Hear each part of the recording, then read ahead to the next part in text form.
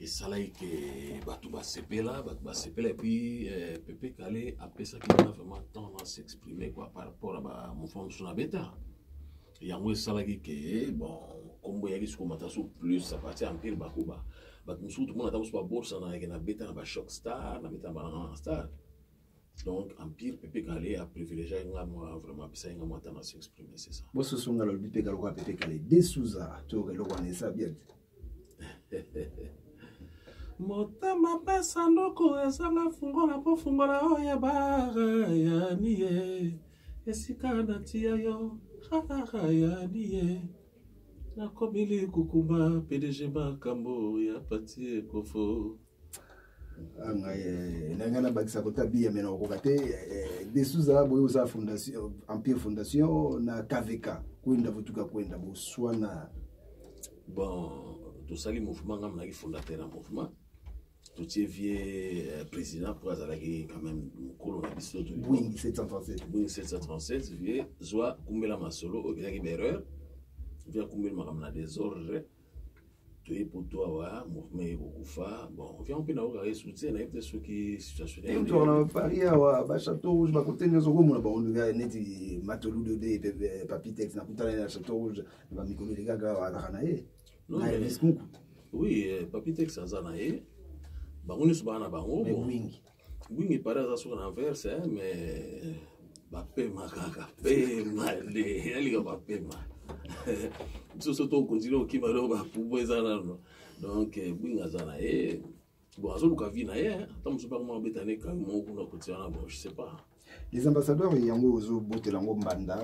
œuvre na yo moko ozo chango su libaya pour awa disque d'or ozo bima mais quatre les ambassadeurs on est posté sina te pourtant on beta na ba vidéo kenda wana na ba kermesse banini beta ba ntesa d'alliance ozo bet mais na mono on doit falloir continuer na va disque d'or hier. Il faut disque d'or et continue quand pourtant les ambassadeurs et bimi et benda quel album on a sorti en 2007 01 bakome sukuluka disque album mwana 01 ambassadeur eko benda mosiko disque d'or les akoya et ko continuer makambo il faut ezalaka omoni bamsu banisaka chaque année album chaque année mais moi na pesi temps deuxième année en haute donc on a pesi temps quand même. Des Souza Masole Bélé Robetanayo mais le rôle à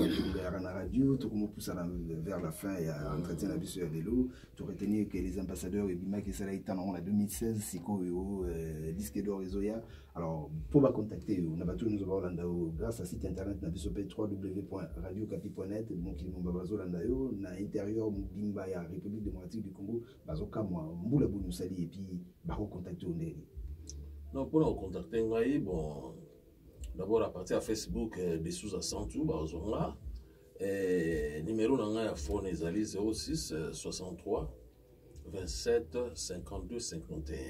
sur ba bengi ngana mbana na téléphone pour na problème moto donc bazonga facilement. Alors yo Salimou Laboni na Paris à place de Coutilo non aucun décision 15e année donc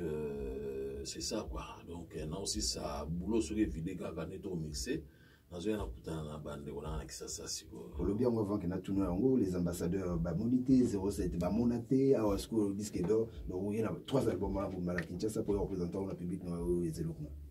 te mer mon père bon to fete ba on etika ba bazeli yo yeti pourtant na oya sangisi sentiment na dio so do na oya na mbala moko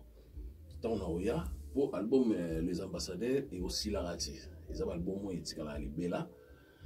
et aussi la na moté on a sa promotion à les ambassadeurs na disque d'or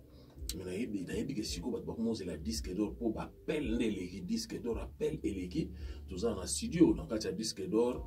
on a sali featuring na petit frère dans la Blaise Boula c'est un très beau chanteur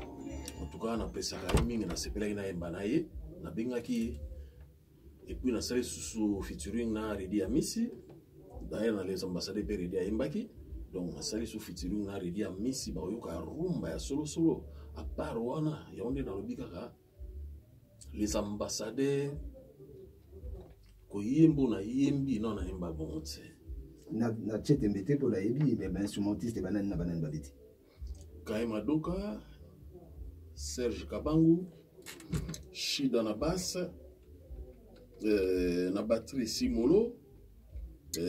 petit na ngai sika mosika sika na rythmique Blaise mosika sika donc nasangisi ba belema moko pena ba pro quoi. Merci beaucoup. Tout comme la soirée ma soeur Nabiso à moi cause un message me suis relancé la bandeko balandi des sous na ba onda radio Kapi cet après-midi. Lilo basuka eza lilo basuka meza ngo ya suka te ya émission yo. Émission yo donc on peut saka mbote na ba balinga nga trop des sous na bino yeyo aza toujours kolamba biloko bino bolingaka. Bino mo pesa ko mongongo elengi nazo sala et puis nako remercier na yo moko na ndengo zwinga lelo na kati ya Paris na émission monene bi na radio ni na radio Kapi c'est pas n'importe